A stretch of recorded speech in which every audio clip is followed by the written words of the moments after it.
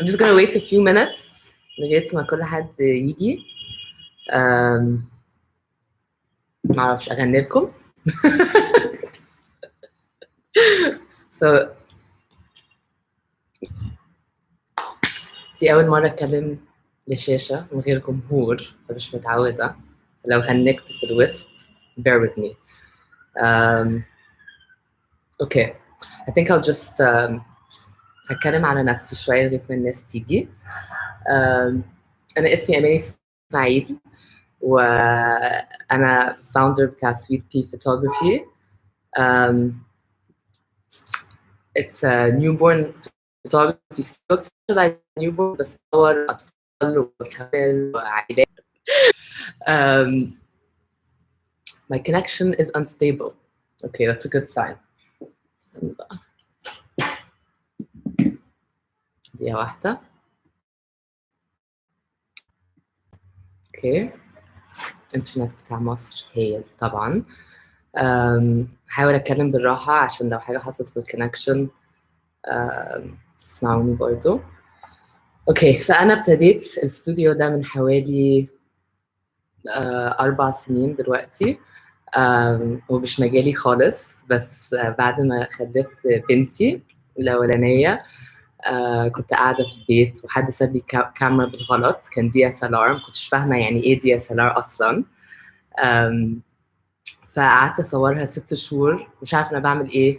بصيت على بنترست شوية ولقيت ناس بتستعمل باك دروبس وكده، كنت بحط ملاية بيضة وراها بس I had fun وقعدت أتعلم شوية. فبعد شوية قلت أوكي ما اشتري كاميرا لنفسي وأحترم نفسي وأرجع الكاميرا دي لصاحبها.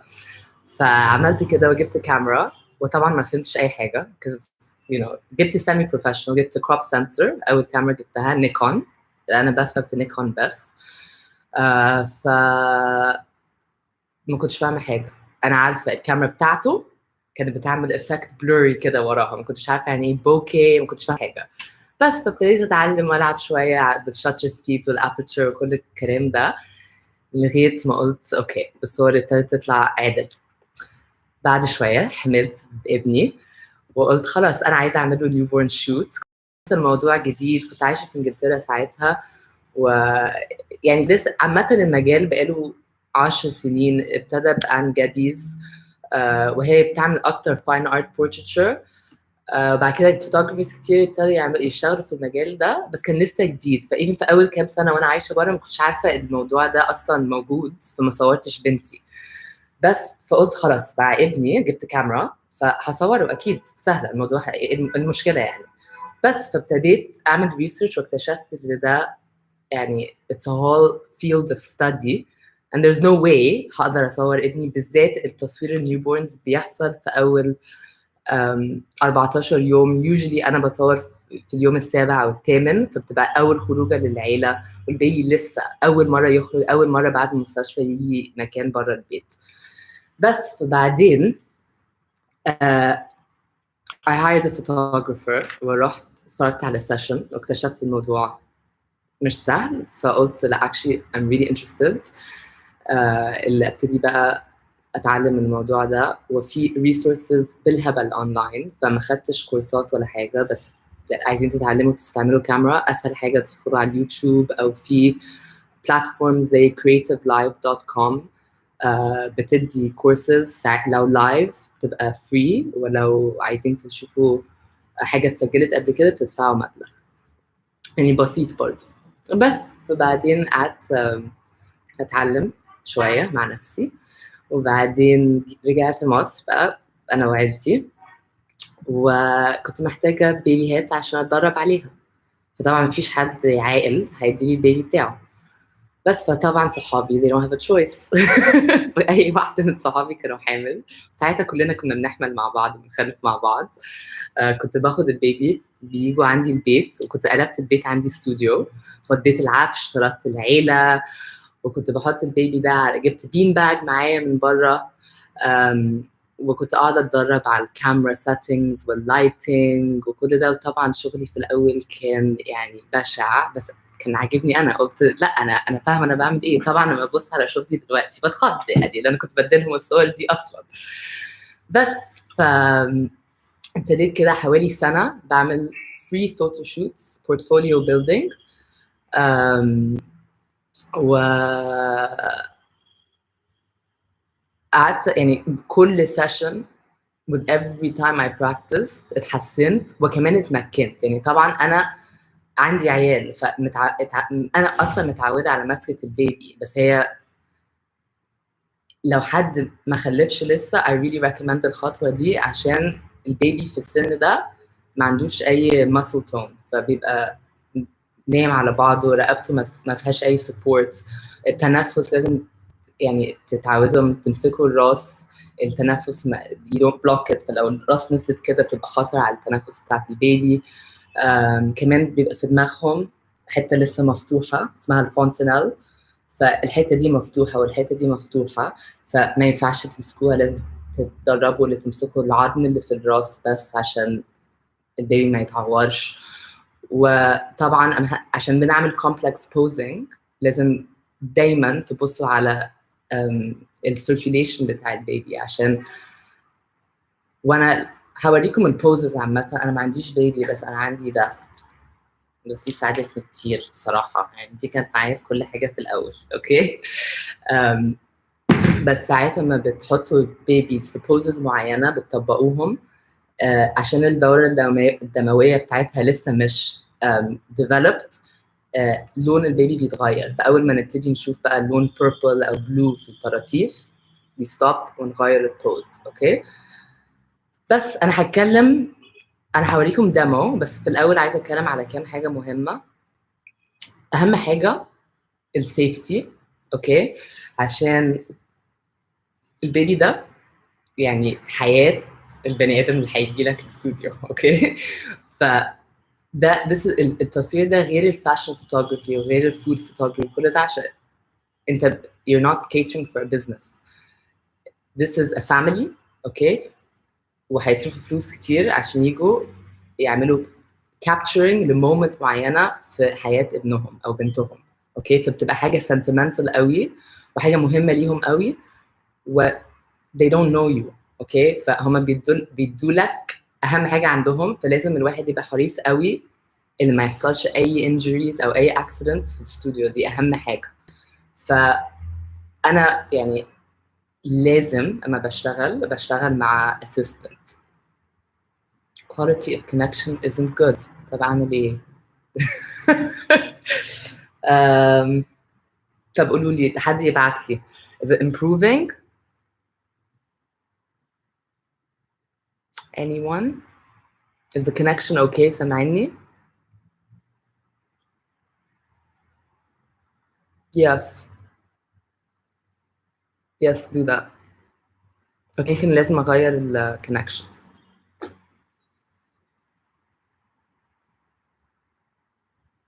اوكي استنوا. no it's good. طيب هتكلم شوية. اوكي خلاص هكمل. اوكي بس في البيبي بيبقى سوبر ديليكت، فدايما دايما دايما دايما دايما بشتغل مع اسيستنت، مفيش اوبشن، لازم. يعني انا بعمل بوزز بعد كده لازم امشي حوالي متر او متر ونص من البيبي عشان اقدر اصوره. اوكي ففي لحظه البيبي ده ممكن يتحرك وانا مش موجوده، وممكن يتنطر، ممكن يقع من باسكت او من البين باج نفسها او يتقلب، فبتبقى ممكن تبقى كارثه. اوحش حاجه ممكن تحصل it's not even about the business is if a baby gets injured in your studio, so it's not an option. Always work with an assistant, and not any assistant, an assistant that you've trained. okay الاهالي ما تنفعش كاسيستنت عشان معظم الوقت دول ناس خلفوا لاول مره ومش عارفين اصلا يمسكوا البيبي بتاعهم ازاي، فمحتاجين حد فاهم مسكه البيبي ويتشال ازاي ويتحط ازاي، وده بيبقى حوالي 30 سم من البيبي في طول الوقت. اكشلي معظم الوقت انا مخليه الاسيستنت بتاعتي ماسكه راس البيبي واقول لها اوكي هصور دلوقتي، بتشيل ايدها بصور. اوكي بس سو ثانيه واحده هفتح الباب عشان في انترنت تاني جاي، دقيقه واحده.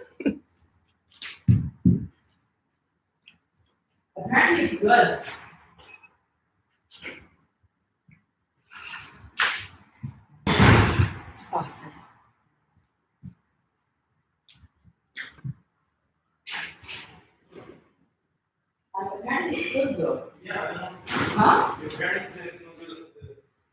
Maybe they have a problem with their internet. Okay, sorry, رجعت. Okay. ثانية واحدة. Thank you. Huh? Should I do it? Okay. بس فالsafety. So the safety of the baby is also, as I said, control their breathing. Okay. بس أنا بصور في أول أسبوعين, which is the worst time actually to take a picture of a baby in terms of their ability to move وكده. بس السبب اللي أنا بصور بدري قوي كده هو their nervous system, nerve endings on their skin مش developed قوي. فأما أنا أجي أعمل pose أو أغير poses ما بيحسوش بلمستي قوي. فممكن أنا دايماً بصور لما البيبي نايم. And this is also part of the safety عشان لما البيبي نايم they're less likely to move فجأة وأنا بصورهم. أوكي فلو أنا حطاهم جوه باكيت أو باسكت مش هيتنطروا. أوكي وكمان البيبيز ما بيبصوش straight on. أوكي دايما they're cross-eyed, they never look in the right direction, فالصورة نفسها ما بتطلعش حلوة, بيحركوا إيديهم كتير. فأنت يعني لو شفتوا صوري هتلاقوا البيبي always looks perfect. أوكي فهي دي this is my style and most of international newborn photographer style to have children sleeping عشان مش عايزين البيبي يبقى شكله متفعص وبصص غلط وكل الكلام ده. اوكي فمحتاجين البيبي بدري عشان ما يحسش, وألسو عشان في الوقت ده بيناموا كويس. يعني usually ما بيناموش بالليل خالص, بس من الساعة يعني 6 الصبح لغاية الساعة 12 بيناموا كويس. most of their deep sleep بتحصل في الوقت ده. فأنا دايماً بقول للكلاينتس بتوعي يجوا بدري الصبح حوالي على الساعة 9. وكمان I recommend, بس it's not a rule, اللي قبل ما يجوا يصحوا البيبي ساعتين عشان يبقى تعبان ونعسان لما بيجي استوديو. طبعاً مفيش حد بيسمع كلامي, وطبعاً لازم أتعذب لغاية ما أنيم البيبي بنفسي, بس مش مشكلة. برضو I don't want, مش عايزين نحط pressure على الأهالي دول عشان هم لسه جداد usually مش عارفين هم بيعملوا إيه anyway. فمش عايزين السيشن ليهم وللبيبي يبقى completely comfortable. Okay, إيه كمان. So that's the safety. Now the technical aspects, هتكلم شوية على الكاميرا اللي أنا بستعملها. I have a Nikon. It's a مش فاكرة والله D810. Okay, بقالها معايا حوالي 3-4 سنين. مش عايزة أغيرها, عمري ما هغيرها بصراحة, عشان كل كاميرا جديدة even لو نفس الميك بيبقى فيه وايت بالانس مختلف والتنت مختلف. أنا خلاص أنا عارفة الكاميرا بتاعتي, عارفة بتطلع صور شكلها عامل إزاي والوايت بالانس بيبقى عامل إزاي. فأنا I prefer to keep what I have الصراحة. I'm very bored. بس أنا بستعمل دي السيجما آرت 50 ملي. في ناس بتحب تستعمل 35 ملي أو 50 ملي. ال 50 ملي is the angle بتاع normal vision. اوكي فانا بفضل دي عشان ما بتعملش اي distortion في وش البيبي. ال 35 ساعات بتعمل زي compression لظهر الوش والمناخير والحتت دي بتبقى بارزه شويه. انا ما بحبش الشكل ده, انا don't like to correct it. فال 50 بتبقى زي normal vision. طبعا ما بقاش يعني ميزه ال 35 اللي ممكن اجي قريبه قوي للبيبي, بس عشان انا شغاله مع اسيستنت مش فارق معايا قوي اللي انا ابقى بعيده متر او متر ونص عن البيبي وانا بصور. انا بستعمل سيجما ارت عشان it's super sharp, والبوكي بتاعها هايله, والابرتشر بتاعها بينزل ل 1.4 صح. بص انا بصراحه انا بستعملها على 1.6 1.8 عشان بيحصل حبه blurriness. هي مش هايله في الفوكس. اما جبت اللينز دي كنت لازم اعمل مايكرو كاليبريشن بنفسي, بس اما بتظبط بتبقى رهيبه. عشان انتوا عايزين تعملوا صور مش صور تليفون. الفكره ايه؟ البوكي اللي بيبقى اللي بيجي بوكي which is the blur that happens ورا the focus, the subject focus, ده اللي بيدي that fine artistic feel للصور. وده الفرق بين كاميرا عادية بتاعت التليفون وكاميرا بروفيشنال. اوكي اللينز دي هايلة اللي بتدي focus هي اللي على الوش، وانا دايما the focal point اللي بستعملها على الرموش، اوكي، والباقي is out of focus. والبلور بتاعها is very creamy, it's very buttery، حلو قوي، اوكي. فبستعمل الكاميرا دي، ومعظم الوقت انا بفضل استعمل strobe lighting flash off camera flash، عشان يعني انا حافظه الستروب بتاعتي. السيتنجز are always the same from session to session. لو كنت بس ساعات بستعمل نور طبيعي، هو ده الشباك اللي انا بستعمله، it's huge. هتكلم على اهميه مقاس الموديفاير، بس بستعمل also modifier كبير، هوريكم بس. ده الموديفاير بتاعي، اوكي، عامل زي الشباك، اوكي. هو 83 انش، it's huge، اوكي. امبريلا عاديه، هلفها اكشلي عشان تشوفوا. اوكي، فده الستروب يونت بتاعي، انا جايباه من شركه اسمها بولسي باف. ميزه دي الواتج بتاعها بتنزل to 2.5 watts which is amazing، عشان ممكن استعمل really big apertures من غير فلاش قوي. الفلاش بيبقى ضعيف جدا، اوكي. وكمان عشان اضاعف الفلاش اكتر بعمل باونس للامبريلا على وايت باك جراوند شفاف.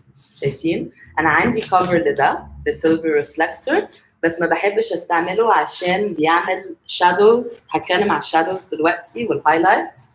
بتعمل شادوز جامده، وانا عايزه الشادوز تبقى really soft، اوكي. في تصوير الاطفال عامه غير تصوير الهاي اند فوتوغرافي. هاي اند فوتوغرافي هتلاقوا يعني فرايتي رهيبه في نوع اللايتنج، اوكي. ساعات بيبقى they prefer really strong highlights على ناحية من الوش and really strong shadows على ناحية تانية، أو like a really strong spotlight على من فوق. كل الكلام ده ما بينفعش مع جلد بيبي، okay.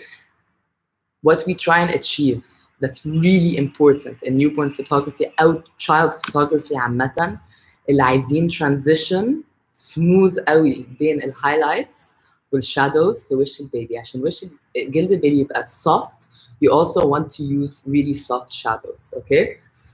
The way you achieve this is by using a really big modifier أو شباك كبير قوي، وتستعمله diffusion material فوقيه، زي ما أنا هنا في diffusion material، أو بستعمل ستارة شفافة، أو even الستارة بتاعت الدش دي اللي بتبقى بيضة وشفافة، بستعمل دي فوقيها عشان again soften the shadows and enlarge the light source.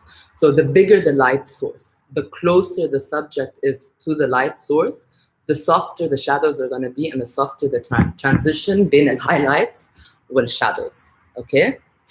There's also a few rules. أنا عمري ما بصور البيبي بالنور تحت، okay. لو النور تحت this is called ghost lighting وشكلها مش حلو خالص، okay. النور دايما بيبقى either فوق البيبي كده أو على 45 degree angle، okay. ف what we try and look for تحت مناخير البيبي يبقى فيه this butterfly shadow, and it's classic butterfly lighting, but we use it with huge modifiers, subject really close to the modifier to achieve that really soft, dreamlike, cute, edible feel that we get في التصوير، okay. فالوايت بالانس بتاعي عشان انا بستعمل ستروب، كل ستروب بيجي بوايت بالانس تبعه. يعني انا بتاعي ب 5600 كلفن، دايما بستعمل كلفن. never do I use my automatic settings for white balance or anything actually. الكاميرا بتاعتي كلها على مانيوال، فانا بقدر اتحكم في كل حاجه. طبعا عشان بستعمل ستروب الشاتر سبيد is set for Nikon, it's 1/250 seconds حسب النور والمانيفاكتشر والكاميرا، بس دي بتيجي في المانيوال بتاع الستروب يونت بتاعكم. فالوايت بالانس is set, shutter speed is set, أنا بقى بتحكم with the exposure. So either بوطي النور من هنا أو بعلي الأيزو. مش محتاجة أعلي الأيزو قوي عشان أنا ممكن أتحكم في النور. This is not natural light, but I have full control. فطبعا يستحسن نستعمل أيزو واطي أو أيزو موجود عشان نريديوس النويز اللي بيحصل أو البيكسليشن في النويز اللي بيحصل في التصوير بعد كده. غير كده يعني إيه النور برضه مهم، وده برضه حاجة اتدربت عليها. أما ابتديت تصوير عشان فعلا أفهم النور. lighting is everything. الصورة كلها في out of camera picture. أنا بعمل post processing، بس الصورة نفسها ما بتطلع من الكاميرا بتبقى pretty much perfect. Okay? The only way to achieve this is correct lighting conditions and the correct camera angles. And I'll talk about the camera angles وأنا بصور في الديمو نفسها. practice on natural light.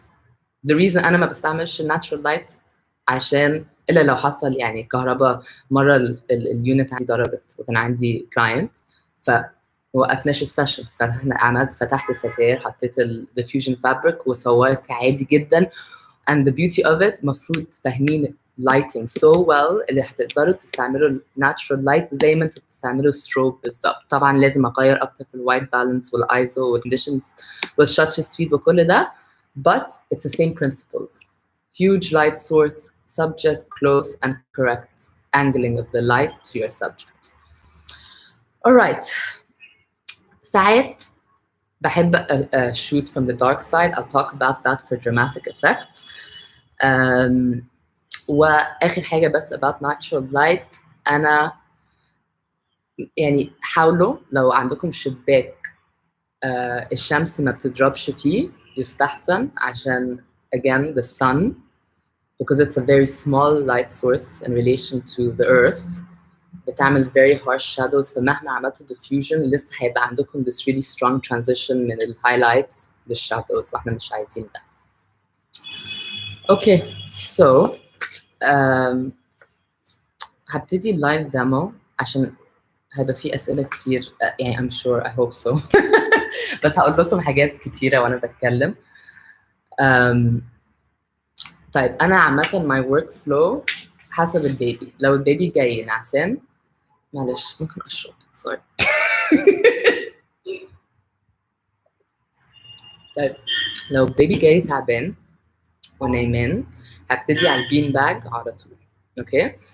عشان البين باج أصعب posing، عشان a trick to making a baby sleep اللي نعمله swaddle. اوكي، فكتير من الاوقات الاهالي ما بيسمعوش كلامي، بيجوا بيبي صاحي، فببتدي بالبروبس الاول، فباكيتس وكل الكلام ده اللي هتلاقوه ورايا.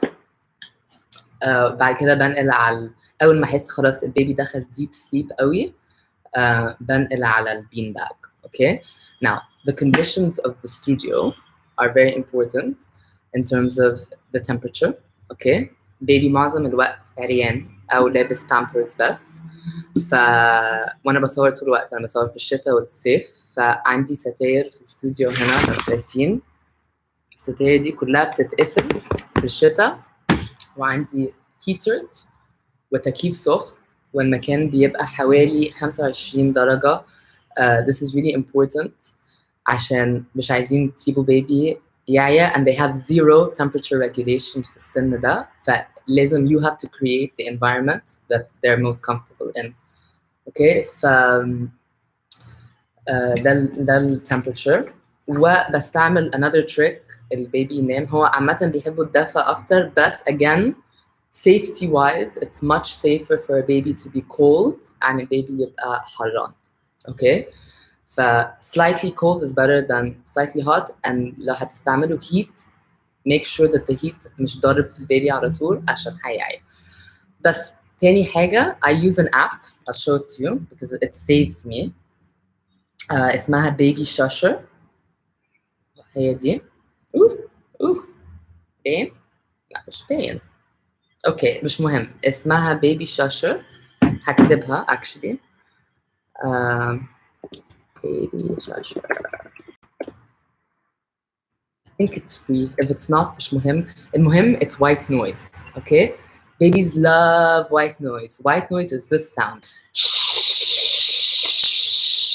هشغلها لك. Actually, it's really annoying. بس بستعملها في كل session. سامعين؟ So for 3 hours, I have to hear this sound. But it's amazing. عشان البيبي أما بيسمع الصوت ده بينام. عشان also it's very similar للأصوات البيبي كان سامعها في بطن الأم. They're still in that state of being in the womb. فاحنا in the studio, you try and recreate the environment of the womb, which is heat, white noise, and swaddle. This feeling that they're really cocooned and squashed really helps them sleep. Okay? فلو بيبي جاي لي مش نايم هعمل له swaddle الأول. هوريكم الswaddle دي إيه عشان دي أهم حاجة هتأثر في وقت السيشن. أنا أما ابتديت كنت ممكن أقعد 8 ساعات في سيشن واحد عشان باخد 3-4 ساعات لما البيبي ينام خلاص ببقى عايز أنام. sorry لا مش قصدي. okay sorry. بس usually أنا بجيب كل الرابس بتوعي وكل القماشات بتاعت البين باج. هلف شوية عشان أوريكم البين باج أهي. كل قماشات البين باج من الوكالة. في الأول لما ابتديت كنت بجيب كل حاجة من برا على الفاضي وكانت much more expensive ملهاش أي لازمة. في قماشات حلوة قوي دي من الوكالة دي من الوكالة. المهم اللي تجيبوا قطن جيرسي ستريتش أوكي حوالي 2 متر في 2 متر ويوجولي بقص منه ستريب زي دي. اللون ده هو اللون ده عشان أعمل الراب بتاع البيبي عشان أجي أصور البيبي الألوان كلها زي بعض. خلاص فاكشلي انا هلف البيبي بدي دلوقتي. a typical swaddle اوكي مهمه دي اهم حته honestly. بحط البيبي على حجري عشان احط النزل بتاع كده اوكي. sorry دي مش نضيفه قوي. بس برجع راس البيبي شويه على ركبتي اوكي. هفهمكم ليه دي مهمه وبتعمل فرق كبير عن اللي اظبط البيبي كده اوكي. فبنزل البيبي شويه وبجيب ايديه بعملها كروس وبحطها تحت الشن بتاع البيبي. خلاص قبليها طبعا بنحط السوادل. ده اسهل بيبي في الدنيا دلوقتي اوكي. فاول راب بعملها سوادل بيبقى تحت البيبي كده. بجيب الحته القصيره دي بلفها على البيبي in a cross. طبعا البيبي ده بلاستيك فالموضوع مش حاجه سهله بس anyway. خلاص وانا بحب اوري الصوابع. خلاص ما تحطوش الايدين كده تحت البيبي عشان هيبقى في ايدين كتيره. طبعا it's all in the details. الفرق بين an amateur picture and a professional picture التفاصيل الصغيره دي. انا ممكن اقعد تلت ساعه بظبط في صوابع عشان تبقى طالعه مظبوط في الصوره اوكي. فدايما بحط الصوابع فوق الصوابع عشان بس الحته اللي جوه دي تبان تبقى تحت البيبي كده. it's much cuter and كده اوكي. فتبقى كده and also this achieves something else اللي أنا I've guaranteed airway بتاع البيبي مفتوحة أوكي. فمفيش أما أجي أعمل swaddle القماشة مش جاية على رقبة البيبي فمش خانقة التنفس in any way. بس بحط swaddle كده بعد كده أقلب كروس على الناحية التانية. بعد كده أبتدي أظبط الرجل البيبي أوكي. now swaddle عشان القماشة دي stretchy قوي I can afford to pull okay whilst keeping the baby comfortable okay. and actually they love this. يعني معظم الوقت لو عملت ده وشغلت white noise البيبي بينام حوالي ربع ساعة اوكي. بعد كده بجيب الرجل كده cross اوكي واجيب القماشة واحطها under the bum of the baby like this اوكي. طبعا البيبي ده شكله معوق sorry يعني اوكي. so it makes like an egg. خلاص at this point ممكن اصور البيبي خلاص او بعمل complete egg wrap where بغطي البيبي طبقات كمان لغايه الحاجه الوحيده اللي باينه هي راس البيبي ويوجولي الصوابع من تحت اوكي. معظم الوقت انا بستعمل اكتر من one wrap، يعني بعمل دي as a base wrap عشان تبقى ماسكه البيبي. usually بستعمل wrap تانية، و usually بستعمل wrap تالتة. اوكي، في المرحله دي again خدوا بالكم من الطقس اللي في الاستوديو عشان مش عايزين البيبي يبقى حران بزياده، فلو في heaters اقفلوها عشان البيبي خلاص كده متغطي. خلاص. The reason why ساعات بستعمل 3 wraps is اما انا بعمل transition من او البسه تاني، فاسهل بكتير اللي اشيل طبقه عن ازود طبقه في التصوير.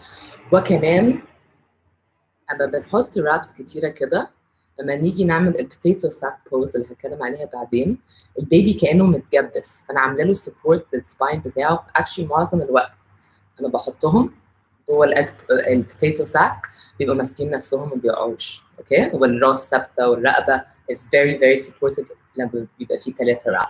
خلاص. Now this works when the baby hasn't slept. If the baby جاي نايم ونعسان ممكن نبتدي على البين باج. انا هبتدي على البين باج عشان هي قريبه مني دلوقتي. sorry. فيوجولي في البين باج البيبي عريان خالص. اوكي. Now I'm just gonna keep half a wrap on the baby واوريكم انا بعمل ايه. Is this high enough? No. ثانيه واحده معلش. Hold on a sec.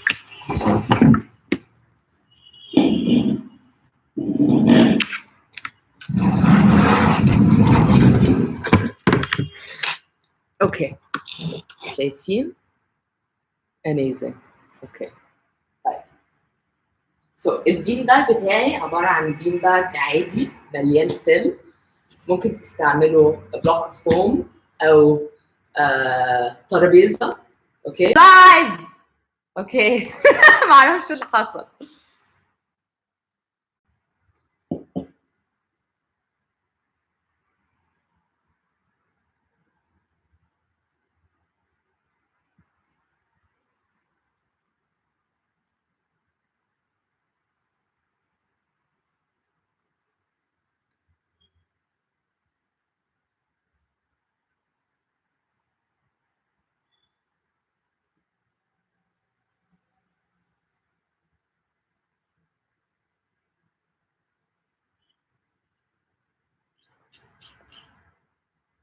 انا رجعت بس هستنى دقيقتين كمان. اوكي. ما اعرفش اللي حصل، يوتيوب طلع لي مسج غريب اللي حصل كومبلينتس. انا ضايقتكم في حاجه؟ no, I don't know، في حاجه في like copyright I don't know. المهم هستنى دقيقتين كمان وابتدي تاني.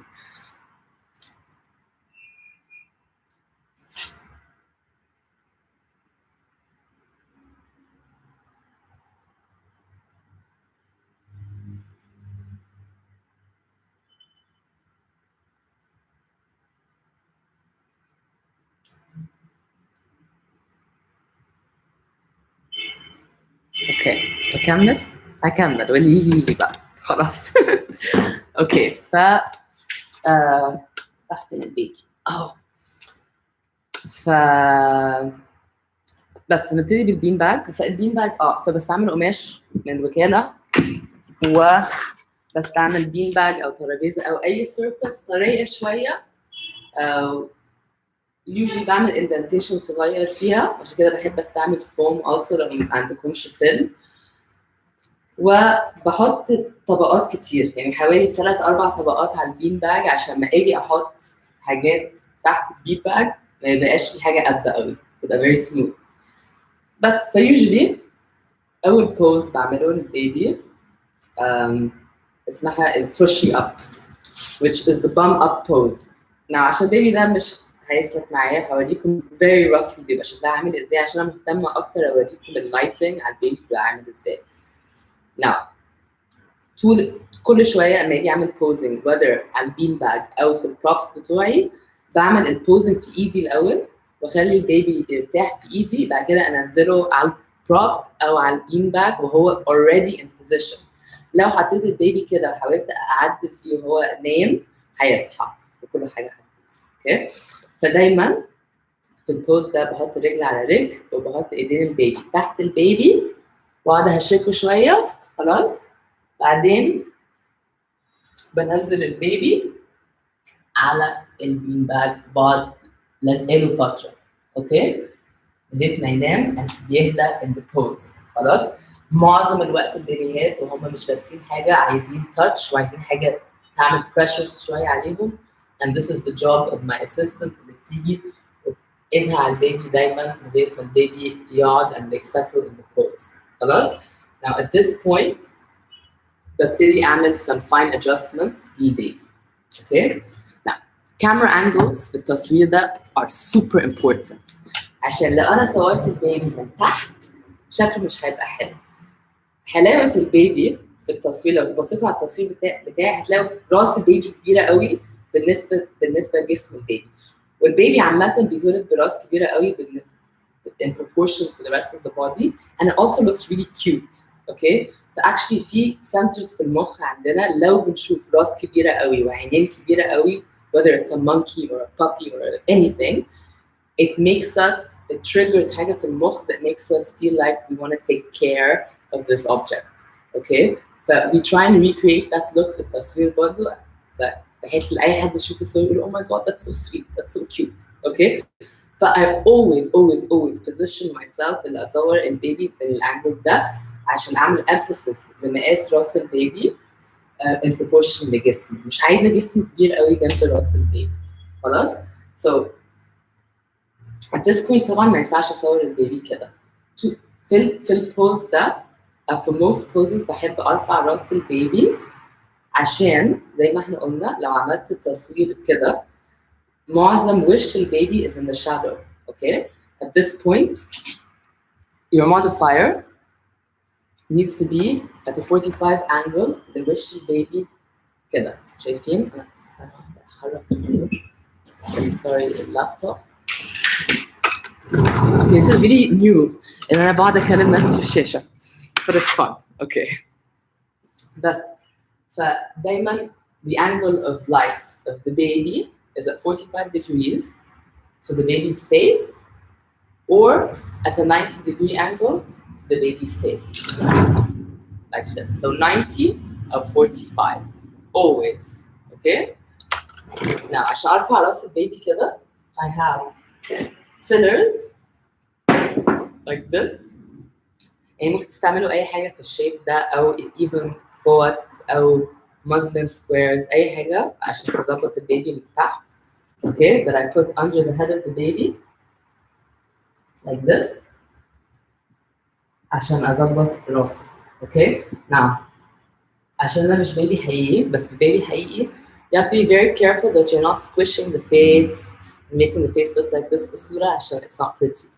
بس فدايما طول الوقت عمالين نظبط ونستعمل ايد البيبي في البوز ده عشان يرفع the chin of the baby so the baby looks very smooth and really pretty when you come to take a picture okay.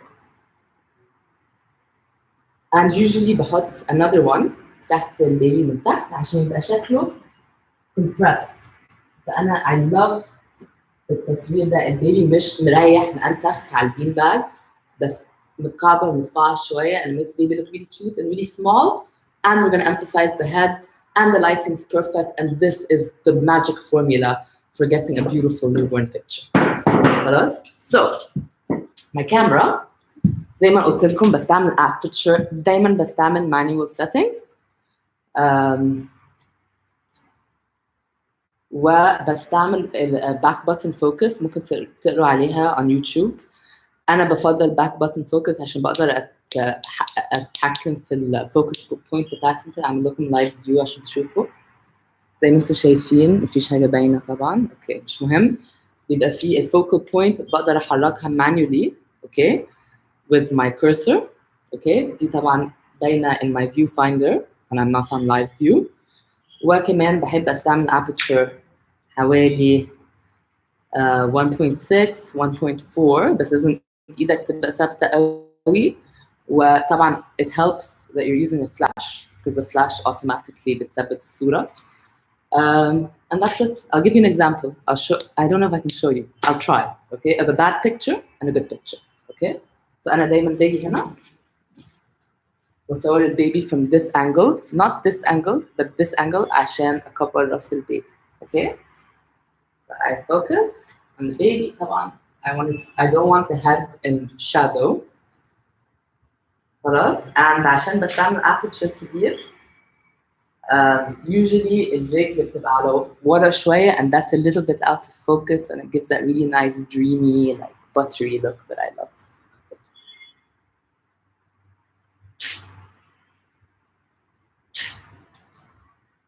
Overexposed. ثانية واحدة أظبط الأيزو على 800.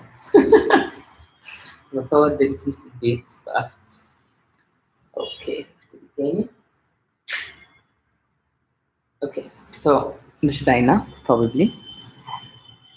Let me try and show you a good picture.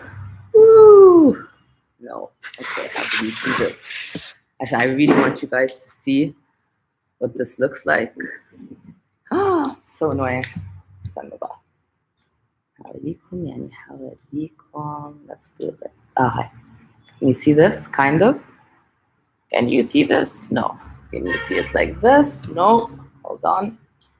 Can you see it like this? A little bit. Anyway, point is, if you can see this, the baby's head.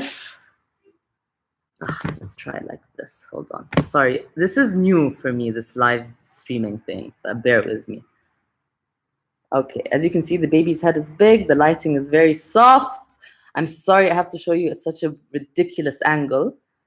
But hopefully you can see enough to get an idea.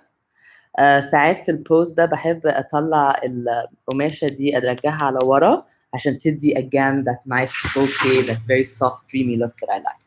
هاخد صوره, an example of really bad lighting and really bad camera angle. Okay, a bad camera angle would be shooting from this position, which is up the nose of the baby. Okay, and the lighting not being at 45 degrees, but being more like this. Okay, so you've lost everything, all the lighting and all that beautiful illumination on the baby's head. Okay, and you've created a lot of shadow, and the picture itself is not going to be so pretty. And this is what I see in a lot of people's work at the beginning, shooting up the nose. أهم حاجة في التصوير ده إن أنا مش عايزة أشوف the nostrils of the baby ever. في أي prop, أي pose, I never want to see the nostrils. You always want to just see the outline of the nose من فوق. Use this area as a measure of how to take the picture. عشان once you see the nostrils اعرفوا على طول انت عاملين حاجة غلط في البوز. Okay, and this is why أنا كنت جيت أعمل السوادل رجعت راس البيبي شوية. Okay, عشان ما أجي أعمل posing أقدر أصور من هنا وبقية جسم البيبي يبقى صغير. Okay, and their face is still not squished, and I'm able to control this drop that will have to make me compensate by taking the picture from lower down, and I don't want to see the nostrils. That's an example of a bad picture. Again, I'm going to show you a really bad angle to this. This, can you see it? Oh, this is better. This is what a lot of amateur newborn photographers do. Okay, and it's so easy to correct. You correct it. Big modifier, very close to the subject, the light box, and a correct camera angle. And then, then you can play with your aperture. Okay, معرفش اللي حصل. Again, I'm going to wait 2 minutes until people come back on.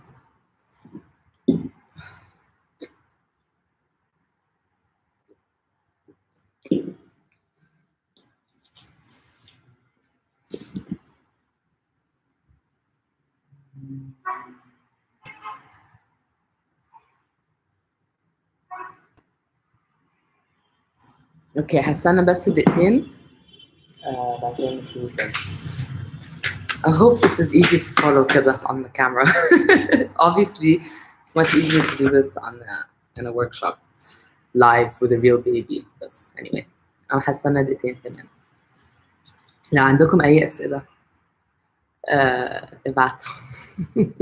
Thank you, Noha. Mwah, mwah, mwah, mwah, mwah.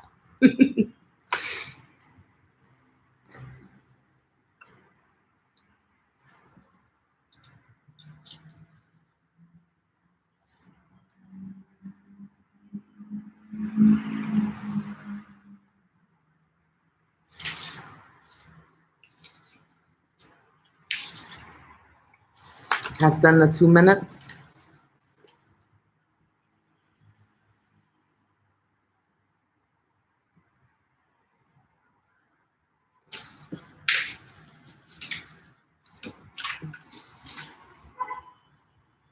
Sure, Noha. You can send me, if you have my Instagram account, it's at sweetkey.photo.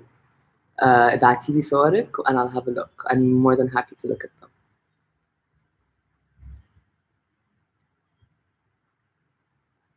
I'll write it down actually. So it's at sweetkey.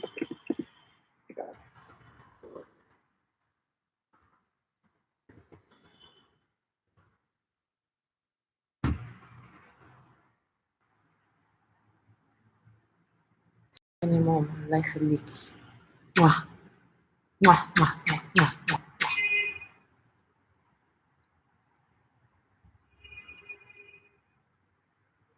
اوكي هبتدي. احنا 5 كفايه قوي عليا. اوكي بس في البين باج بعمل حوالي، يعني صعب اوريكم دلوقتي بس I do around like 4 or 5 different poses.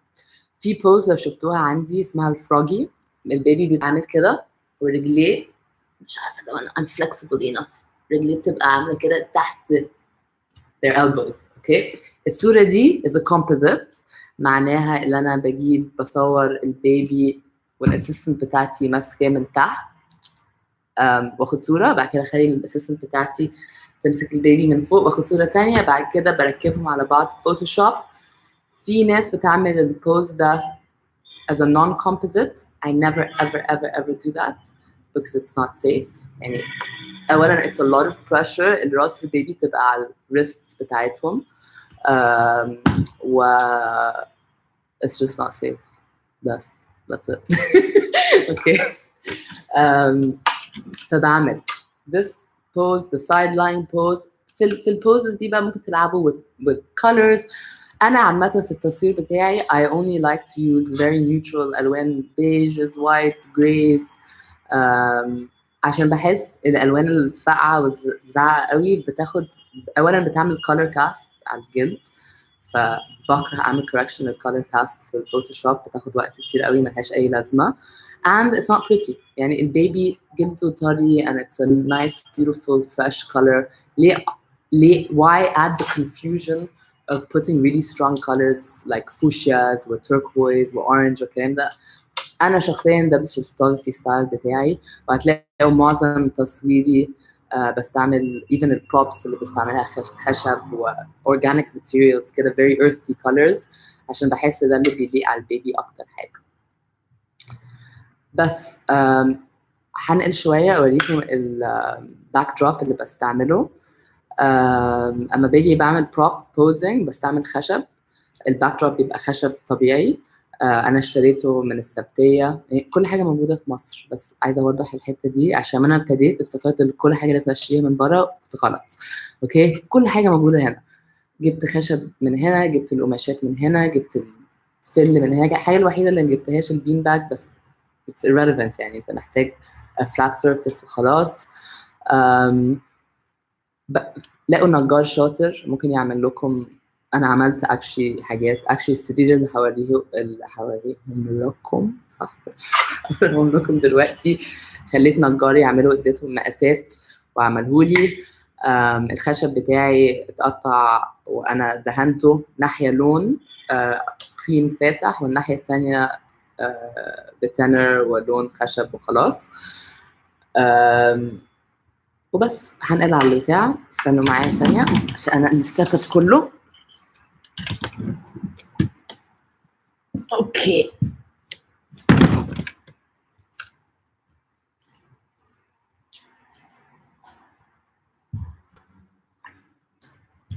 هنقل النور بس.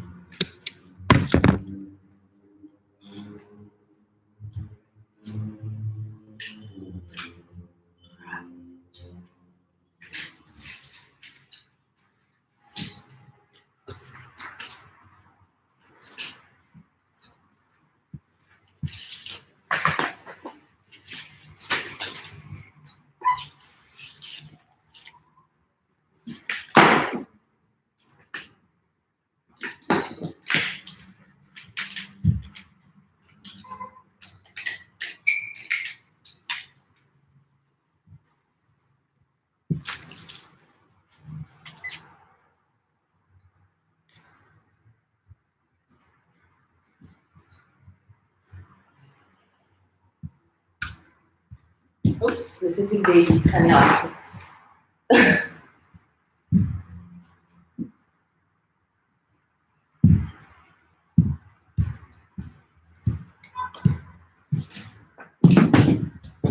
Hello. Okay. So usually لما اجي اصور على الارض بحب انزل النور بتاعي الموديفاير يبقى على الارض برضه كانه شباك جاي من تحت عشان يعمل illumination للوش كله بدل ما يبقى من انجل واحد. فانا جايبه لايت ستاند بتوصل للارض مش عامله triangle من تحت. بس صورتيها قديمه جدا بتبقى عصر بعات دلوقتي مش هتكسفني. اوكي خلاص. و same principles of light, which is a 90-degree angle to the baby's face, or which gives a stronger shadow, which is dramatic but still soft enough not to be too harsh, أو 45 degree زي ما انتم شايفين and it's much softer, much smoother بس الصورة بتطلع a little bit less three-dimensional. If this is the look you want, softer, then do 45. أنا بفضل حوالي 70 عشان صعب لازم حاجة في الوسط. بفضل 70 degree angle. Okay. In this pose أنا بحب باجي أستعمل a bucket. طبعاً again safety you need your spotter. أعمل هنا دايماً نجوى. And I like to keep the baby in a swaddle. وبس بطلع إيديه. I'll talk a bit في الآخر about the flow of the session عشان تعرفوا بس أسهل طريقة الواحد يتنقل من prop لprop إزاي. بس أنا بحب keep the baby in the swaddle عشان again حاسس باللمة شوية على الأقل حوالين رجله وإيديه سايبة من فوق. أوكي؟ لو فاكرين أنا أما عملت السwaddle في الأول خليت البيبي راسه تميل شوية لورا. Now this is going to be really really useful in the prop posing both على الباكت وعلى السرير. هو ده السرير اللي النجار بتاعي يعمله. ناحية has a color, I never use color, and the other one is a nice color that's exactly the same color as the floor. Okay? Again, أما الراس بتميل وأنا أجي أصور البيبي من هنا, what are we going to achieve? Exactly what we want, which is a big head, a small body, and a lot of blur from the eyelash line until the bottom of the feet. So you get that really cute look, and you get that little artistic blur that we like. هبتدي with the it doesn't matter هتبتدي ايه. انا usually ببتدي بالسرير عشان ايديه بتبقى لسه مخفيه بس عشان فكيتهم خلاص هوريكم على البروب يبقى عامل ازاي. خلاص obviously this is not a real baby but you can do that and you go okay. عشان انا ميلت الراس وانا كنت عامله السوادل ممكن اصور من فوق شويه فانا ما بقاش على الارض قوي عشان again انا عايزه اكبر راس البيبي ومش عايزه الباكت دلوقتي بدل جسم البيبي هنتكلم في الباكت كانه the bucket is the extension of the baby. انا عايزه اخلي الباكت صغيره برضه. So I want a nice big head in a tiny bucket عشان this scale, the difference in scale is what makes the baby look cute. احنا ليه بنحطهم في buckets او سراير صغيره عشان نبين هم اصلا قد ايه that they would fit into like a plant bucket or حاجة really really tiny. Okay? So again, you want a nice big head and a small body or a small bucket. So راس البيبي مايلة ورا. Another thing is achieved again لو أنا عاملة البيبي كده I don't want the baby to do this عشان مش حلو. عايزة البيبي يبقى وشه مرتاح وباصص لفوق وعينيه مقفولة فأنا بصور من فوق. هاخد صورة وأوريكم إثبات. خلاص؟ One second.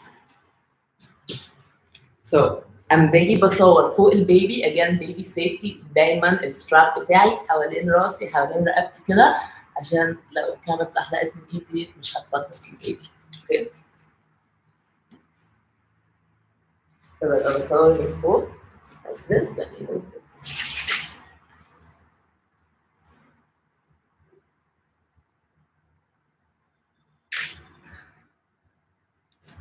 Okay, too much light for me فهعمل 90 degree عشان مش عاجبني. Of course fiddle around. أنا بفضل بده الظهر الباك دروب يبقى بعيد عشان يبقى في a lot of blur، وكمان يبقى اغمق عشان لما الباك دروب يبقى اغمق الكونتراست بين الوش that's lit and the back بيبقى احلى في الصوره، بيبقى في dimension اكتر للصوره نفسها. فالتفاصيل دي بتبقى مهمه. I know they're very small but this is the difference between a really nice polished picture and the picture that doesn't look يعني looks a bit amateurish.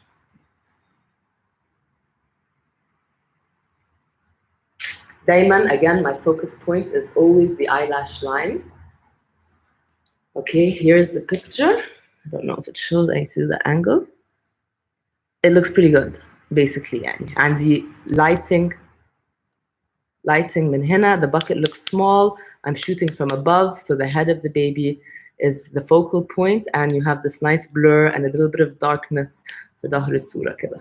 Again, out of camera is everything. Please do not rely on post-processing with Photoshop عشان يطلع لكم صورة حلوة because مهما عملتوا على فوتوشوب الصورة مش هتطلع مظبوطة لو اللايتنج والانجلز والبوزنج بتاع وش البيبي مش مظبوط in camera already.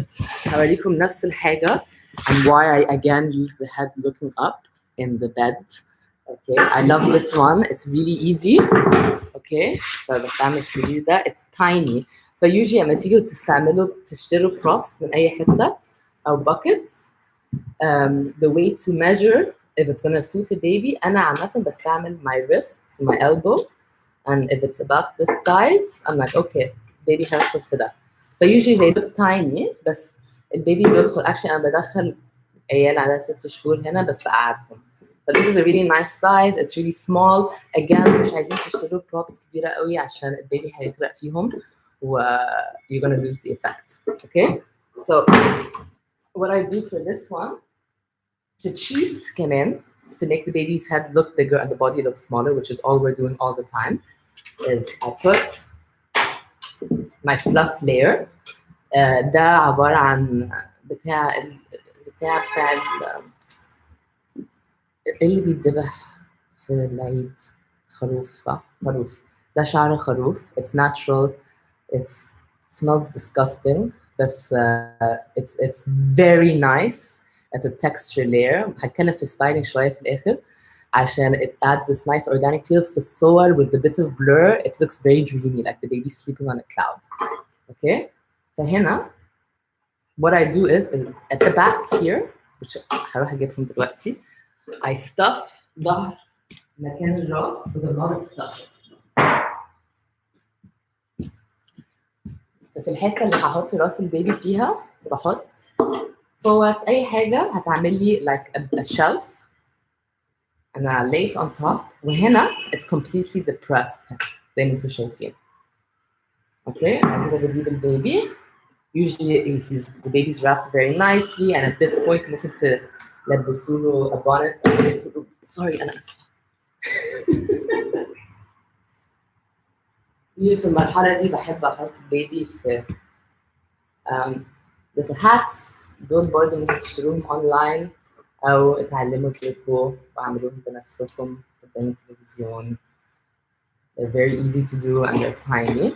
Okay, and also attention to detail. If you have a tie like this, أولاً خدوا بالكم ما تبقاش حوالين رقبة البيبي جامد و move it, make it look pretty on the baby. So give it a curve. Okay, make it look nice عشان الصورة نفسها كلها يبقى شكلها really polished. Okay, الرجل دايما بتبقى crossed هنا وجسم شكله صغير لو شايفين والراس شكلها كبيرة عشان أنا I've elevated it and I have elevated the chin. هاخد صورة على بالكاميرا عشان أوريكم. sorry تبقى عاملة ازاي. Again, I prefer 90-degree angle in this pose because it has stronger shadows, which is a bit dramatic. وهوريكم another technique of taking a picture that's a lot more fine art and really, really powerful. I love it. Okay. Okay. عامة لو عندكم assistant جربوا الاسيستنت تبقى عارفه الكاميرا فين طول الوقت عشان انا حياتي كلها اللي بدور على الكاميرا دي عشان برميها في اي حته between poses. Okay, here it is. Again, strap above my head. Okay, when I come above the baby, I love to take a picture of this in an angle. And again, I'm at 1.6.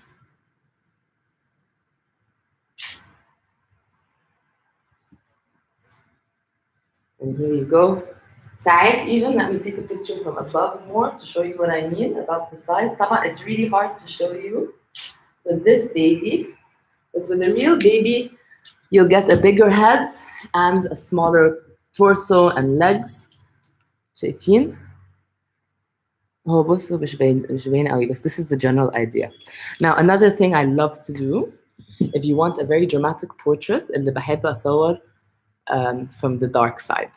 Okay? فأنا دلوقتي بصور right where the light hits the baby, very direct, very face on. Okay? This is the dark side. Well, actually, let me use the light as an example. فالنور جاي هنا, and this is the dark side of my face. أنا بصور كده. A way of getting a really beautiful dramatic portrait اللي بتوري الهايلايتس حلوة قوي اللي أصور من الناحية دي. Okay? Which is unusual. وبتشتغل في poses معينة. This backlighting. Okay, فالنور is here, so it's backlit. The face of the baby is backlit. I'll show you دلوقتي ويا ريت يا رب تطلع. Okay, no. So Kareem, I never use a fill light. Okay, because التصوير بتاع الأطفال has to be as natural as possible. Yes, I will. I promise. Thank you, Kareem. You're the best. عشان it has to be as natural as possible. احنا كhumans احنا متعودين نشوف the world, the natural world, using one light source, the sun. Okay, فعشان احنا متعودين على الشمس, our eye is programmed to see the most natural lighting as coming from one light source. فأنا شخصيا ما بحبش أحط fill light. A fill light is if you use a reflector or even a second light source on one side to illuminate الناحية اللي بتبقى ضلمة. I don't like to do that because I want to make it look as natural as possible. زي ما أنا قلت في الأول, التصوير بتاعي بالفلاش is identical للتصوير بتاعي بالشباك. It's exactly the same. It's super super natural. You can't tell the difference أنا بستعمل نور طبيعي أو نور فلاش. بس I never ever use a fill light. الوقت الوحيد يعني very rarely اللي هستعمل reflector لو عندي عيلة كبيرة قوي والنور مش مكفي اللي عامل illumination لكل حد, ساعتها احط reflector على ناحية واحدة عشان بس الناس اللي في الضلمة يبقى فيهم النور bounces off a bit على وشهم. Okay, I will show you a picture from the dark side, which is usually really really dramatic and really pretty. أنا بقى باجي هنا, so usually النور بيبقى قدامي. النور light source هنا, I'm opposite the light source على طول. Okay, and I take a picture from here. Just put it here.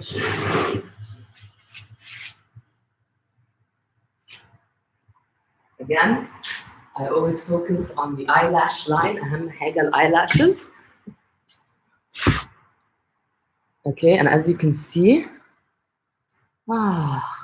it's a very dramatic. It is a very dramatic picture. هي بس مش باينة. تبقى ضلمة بس تقطيع البيبي والسلوات بتاع البيبي بيبقى beautifully illuminated. بيبقى فيه highlights حلوة قوي على الوش. اوكي, فدي ممكن تستعملوها على البين باج كمان في poses معينة. بس again خدوا بالكم مش عايزين نصور the nostrils من تحت, وعايزين الراس تبقى as big as possible in your ankles. Okay, so that's pretty much يعني as much as I can show you, to be honest, with baby plastic and live. Okay, طبعا baby حقيقي بيبقى مختلف شوية, but it's the same idea, it's the same process. Very quickly my workflow is baby بيجي باخده baby من الأم, بخلي الأم ترضع أو تدي bottle الأول عشان baby يبقى نعسان تماما. Okay, لو baby مش نايم بعمله swaddle, بخلي البامبرز البيبي لابس البامبرز, وببتدي في البوزات دي الأول, وبعدين بقلعه وبقلعه البامبرز. ف usually this is when the accidents happen. عادي, I've had poo and pee on me every session. It's normal. It's not a big deal. Don't freak out, and certainly ما تخلوش الأهل يحسوا إن هم عملوا حاجة غلط عشان بيتكسفوا. بعدين بنقل على البين باج وبعمل البوزات هناك, وفي الآخر خالص في السيشن بعمل دايما بعمل تصوير مع الأهل عشان you know you're capturing a moment of time for them. They look younger. كمان 10 15 سنة هيبقوا معجزين. ف it's really nice اللي يشوفوا نفسهم لسه في شبابهم كده وعندهم بيبي جديد وفرحانين بنفسهم قبل ما the chaos begins. Okay. غير كده my workflow for post processing كريم. أنا بستعمل Adobe Camera Raw بدل Lightroom. You have an option workflow either Lightroom على Photoshop أو ACR على Photoshop. أنا بفضل ACR عشان بعمل import لكل الرا دايما you shoot raw never JPEG عشان with the raw image you have all the pixel information intact and you can manipulate it وتعملوا انتوا عايزينه فيه. عايزين تغيروا الاكسبوجر عايزين تغيروا الوايت بالانس أي حاجة كله موجود جوه الصورة نفسها all the information is there. بس فأنا بعمل import raw جوه bridge. في مرحلة bridge ببص على الصور اللي عجباني فبعمل culling فبنقي اللي أنا عايزاه. usually في السيشن either بدي 5 صور أو 12 صورة أو 18 صورة عشان الصور بتاخد وقت كتير وبستعمل setups كتير. takes about 4 ساعات السيشن وبطلع with 18 perfect fine art images. Again I'm not a wedding photographer فأنا مش عايزة أدي real صور 100 صورة 200 صورة ده مش شغلي. أنا عايزة أعمل لوح هتتعلق and they're going to be very special and very unique each one. بس usually even في يعني كل صورة يعني كل صورتين 3 is a different setup أصلا. Okay so I invest a lot of time in the setups rather than بس أطلع صور كتير وخلاص. If you have a macro lens, this is also a really good opportunity اللي تدخلوا وتاخدوا صور للرموش والطراطيف الصوابع. It's really cute. I don't have one, but I hope to get one day. بس فأنا بدخل الصور بنقيهم بعد كده بدخل على ACR بعمل initial adjustments عشان بستعمل strobe ما بغيرش usually ما بغيرش الوايت بالانس إلا لو أنا عايزة أدي إيحاء أدفى شوية ممكن أزود الكالفن شوية. وبعدين بعمل حبة minor adjustments ساعات بنزل ال highlights وازود الشادوز شوية عشان عايزة again I don't want too much contrast في الصور. At least this is my personal style. أول ما أخلص ده أعمل حبة sharpening يعني لو الخشب الكريم بتاعي عندي كريم وود أكشن بدوسه بيطلع لي كل اللايرز اللي هستعملها وبقعد ألعب فيهم very quickly وبخلص الصورة. اوكي ما بستعملش اكشنز ما بشتريش اكشنز ما بستعملش اكشنز بتوع ناس ثانيه. honestly عايزين تجربوا go ahead بس you have zero control over the image. فيعني الاكشنز عمرها اللي بتشتروها دي عمرها ما هتطلع الصوره اللي انتوا عايزينها in your signature style. and مع الوقت ومع التجربه هتشوفوا انتوا بيعجبكم ايه. بيعجبكم haze اكتر high contrast low contrast more shadows in your pictures less shadows. كل ده هتيجي مع الوقت والتجربة. بس فأنا I usually add a little bit of haze, a little bit of contrast. I do a little bit of remodeling للنور اللي أزود a little bit of the highlights وأتقل الشادوز شوية. And this is it. If you have any questions, I'm here. بس hello Photopia team. Thank you. I'm done. Yay!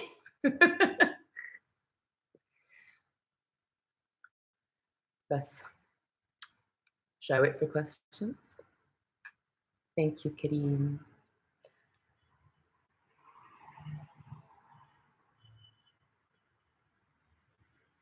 Okay, I'm glad I was of help. And obviously, it's a lot easier live in the studio or in a talk because there's back and forth and people are always interacting. I'm always interacting with the audience when I'm doing a talk. But actually, it wasn't too bad. قاعدة بكلم نفسي على الشاشة يعني. I didn't mind. خلاص, so I'm gonna say bye. Thank you for listening. Thank you for your patience من videos اللي قاعدة تقطع دي. And ثانية واحدة.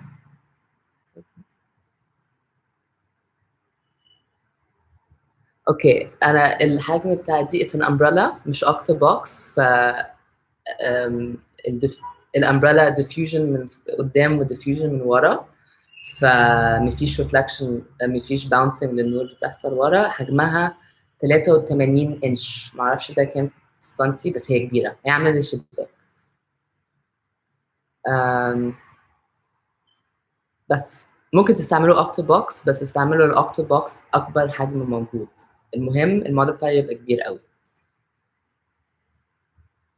ممكن الاقيها في مصر. دي ما جبتهاش من مصر honestly. بس طلبتها وجت على مصر من شركة. هكتب الشركة دلوقتي actually اسمها policy buff، ودي اسمها ال PLM 83 inches. بس you can use. انا عمري ما استعملت اوكتوبوكس، بس في اوكتوبوكس كبير قوي يعني basically لقوا اكبر modifier موجود واكتر strobe بينزل لواتج قليل. ف this is the combination you want.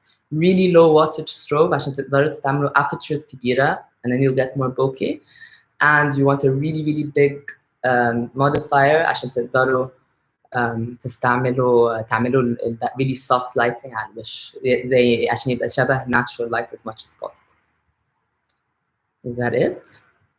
Is it finished? خلاص I'm gonna sign out. Thank you everyone for listening. And hopefully بعد الكورونا والأفلام اللي احنا فيها دي نتقابل live in Photopia or Cairo Photo Week because I love them. They're the best.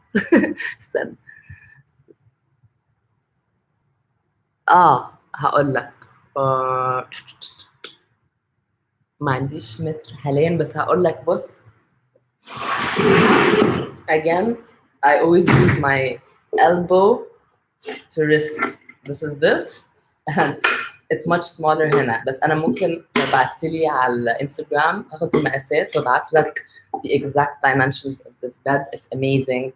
بس أنا actually عندي 2 أو 3 منهم عشان استعملهم طول الوقت. بس thank you. Thank you for listening everyone. See you later. Bye.